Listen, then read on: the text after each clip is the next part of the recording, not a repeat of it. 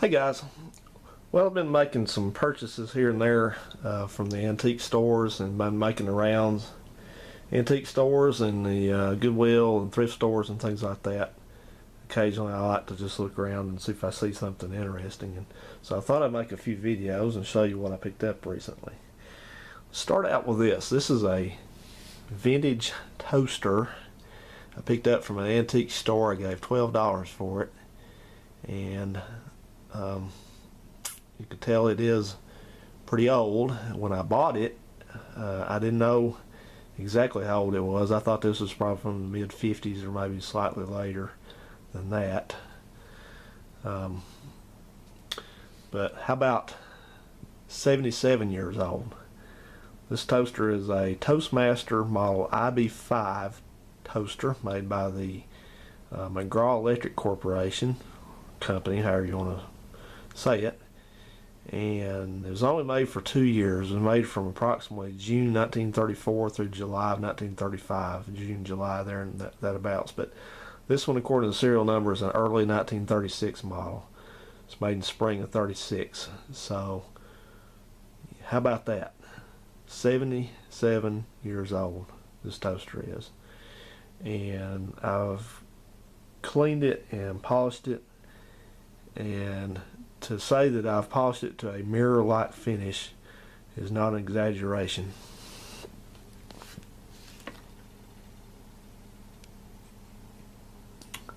The chrome is nearly excellent on this toaster. We'll just take a look at it here. This is quite a heavy toaster. It probably weighs at least a couple pounds, but highly reflective. Of course it's solid metal. On this end you have a this is your it's missing the piece of bakelite here that would go on here. This is where you push down to, of course, bring the toast down to begin the toasting process. And then here you have your light and dark adjustment. And then the other side of it,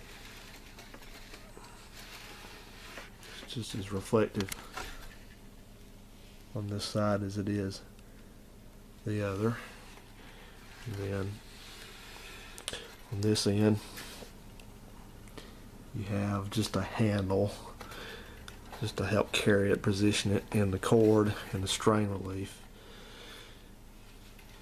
And one thing that's interesting about this toaster, it's not unique to this era of toaster, but this has a, see if I can make it do, I'm not going to do this much, but this has a clock type of timer assembly in it to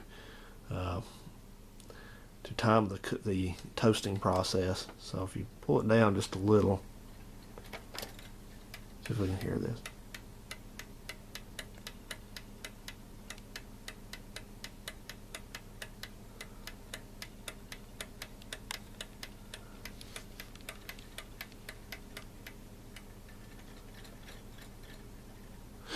So the reason why I say I'm not doing this much is because if we carefully upend this, let's go the other way.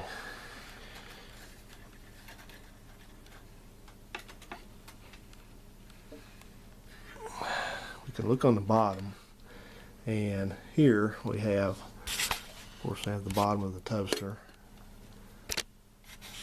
Instructions: remove cover to clean out crumbs. The strength of the long coil spring which lifts the bread can be varied by hooking the end of the spring into the notch most suitable.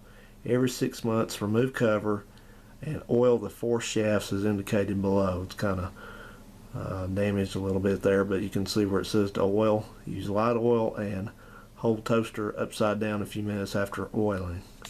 And of course, here is the data plate. See if I can get this, hopefully. Division, Minneapolis, Minnesota. There's your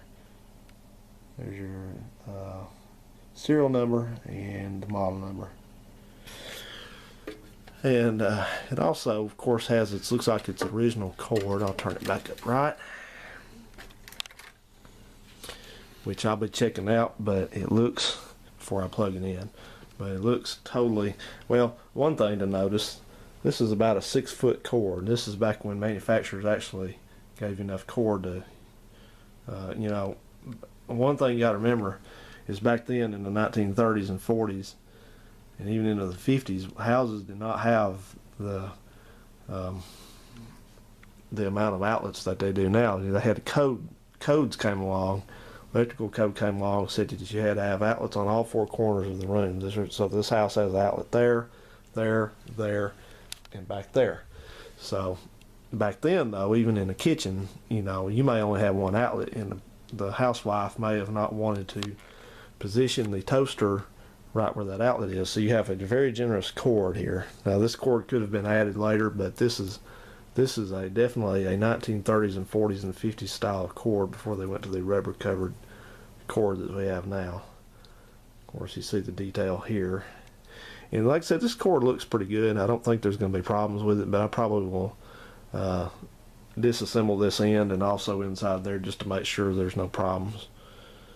And of course, this is not something you'd want to leave plugged in while you're away from home or unattended. But I'll say this, you know, I've tried to buy things. I try to buy things like this that are vintage, that are probably, this toaster probably in all likelihood still works with a little bit of oiling and adjustment. Probably work as good as anything now.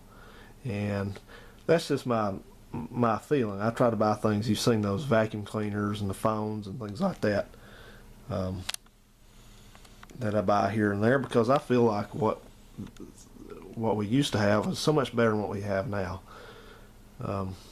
Somewhere in this house, if I've not given it away already, I think I actually gave it away, but I had a more modern Chinese junk, something like Proctor Silex or something like that, toaster, just one of your standard cheapos that you can get anywhere for $10 now, whatever.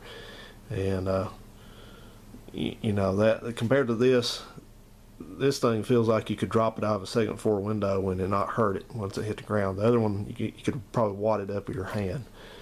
And you know, without getting into any kind of speech about it, that's just the state of affairs in our country. That's what we want, and we did it.